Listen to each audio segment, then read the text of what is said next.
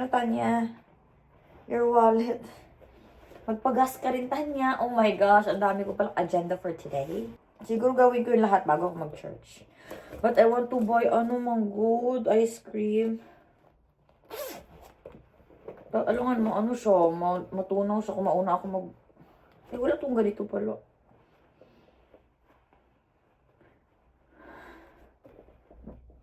Wallet ko, wait lang. I'm a go! Magdulpa ko ng kwarto, anong buong bahay.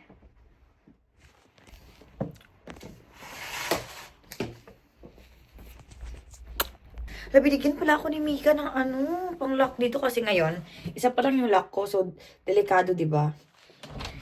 So binigyan ako ni Mika, wait lang bago ako maglabas. Nandito ba talaga yung susi?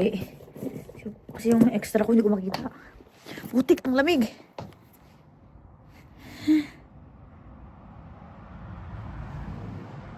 Ang lamig.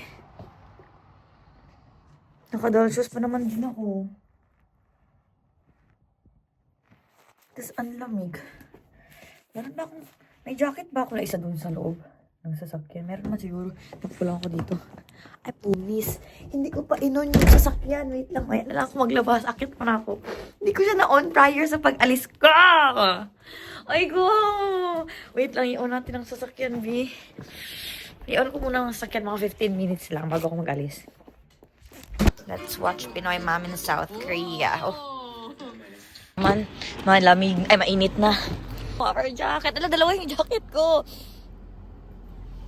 Sa Walmart na lang siguro ako mauna since yun ang pinakamalapit dito sa akin. Or, ba't naabot dito? Umulan ba? Hindi. Ay, galing dito nga. Putik.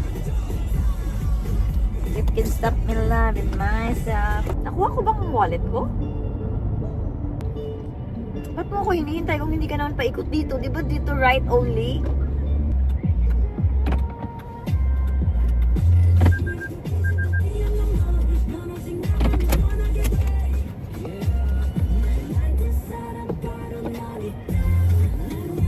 Kaya naghanap ako ng parking na malapit sa entrance. Kasi guys, wala akong bonnet. Sakit dito sa ulo. Tapos lahat sila naka-buffer.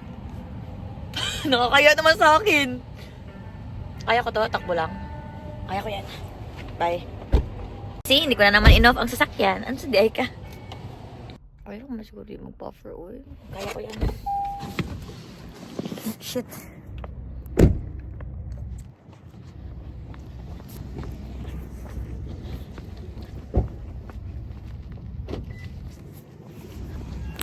Ako sa Walmart, nandito na ako magpagas na ako ngayon, guys. So, diba? Sariling sikap dito, girl. Hirap naman maging mag-isa sa life.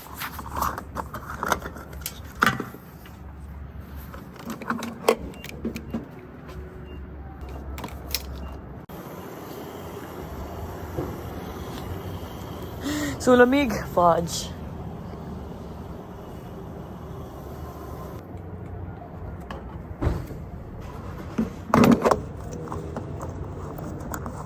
Paano ito i-close?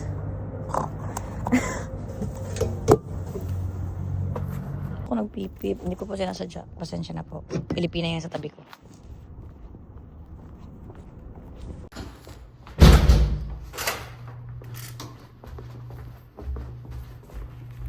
Church. Oh, may tao sa likod ko. Gosh, may laman pala ito. Paano ko mapasok ang mga binili ko? Grocery ko. Ah. Okay. Wait. Ang lamig.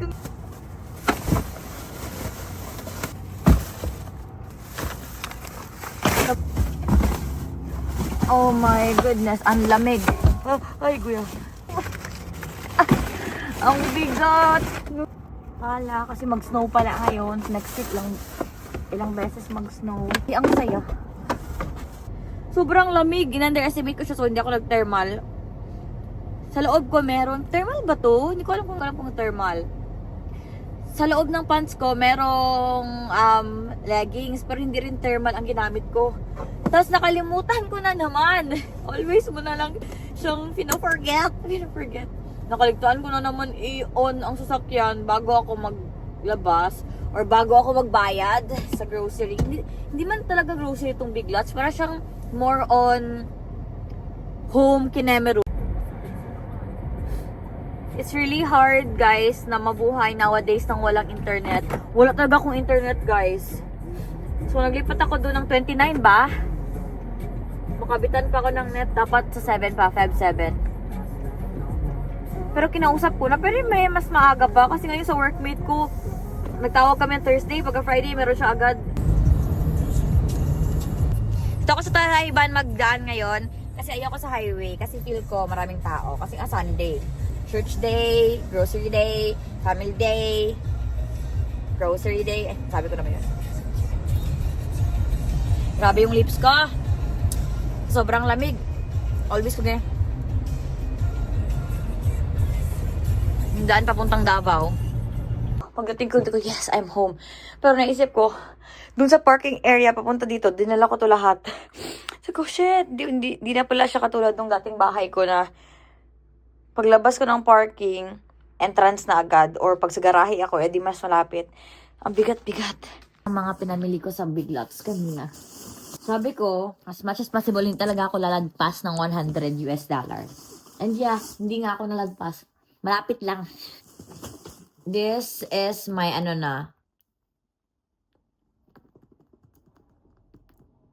pang-apat na siguro na bedsheet or pang-5. Yun pa lang. Minsan, ulit-ulit lang yung gamit ko. Like, laban ko siya ngayon. Tapos, di ba, matuyo naman siya. Matamad naman ako magkuha. Kung nasan man yung iba. So, gamitin ko na lang siya ulit. At least, laban na siya. So, ito. Bedsheet at saka pillowcase na 2 ata. 4 daw na piraso. So, bedsheet, kumot, tsaka 2 pillowcase. Tapos, ito, ang pair sa kanya. Kumot. Ito.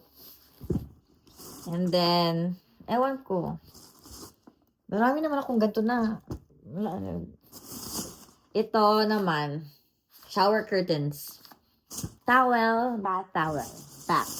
Bath towel. Careful ba ya? Kahit wala pa akong table or center table dito. At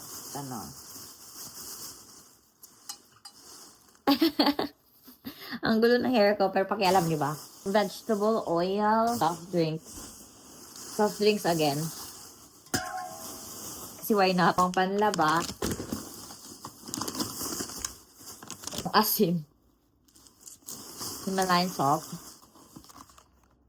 Disposable na parang ganon, whatever. Body scrub. Cornstarch. Block. Facial wipes or facial cleansing wipe. Towelette. Disposable cups. Tapos yung sa baba yung shovel? Pala. Kasi nga nakita ko sa weather forecast. Next week mga 3 beses mag-snow. Tapos yung daanan ko dyan paano na. Wala pa naman ditong free na snow removal. Unlike dun sa aking old apartment. And ano pa binili ko? Tubig. 24 na peraso. Tapos, disminoria ako. Pero, buhat ako lang ganun. So, this is the current situation of my kusina. Oh, nakaligtaan ko yung pasok. Kasi, nilinisan ko siya for the second time. And then, yung kusina ko, nilinisan ko ngayon. Actually, nalinis na to ni Krisha ng konti. Nalagay niya na yung mga gamit ko dito. Yan, nalagay na ni Kri ang ibang gamit ko. Yan. Yan, pati ito ata.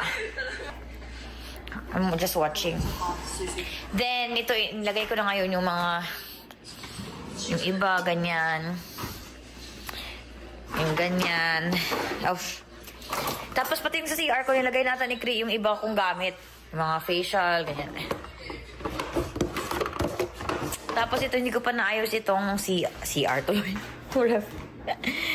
Ayusin ko pa siya kasi nililinisan ko pa kasi itong mga ganito.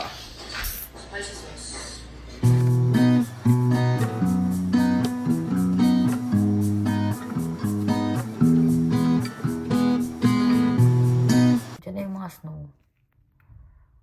Tama lang talaga nagbili ako ng hammer. Ay, hammer. Anong hammer?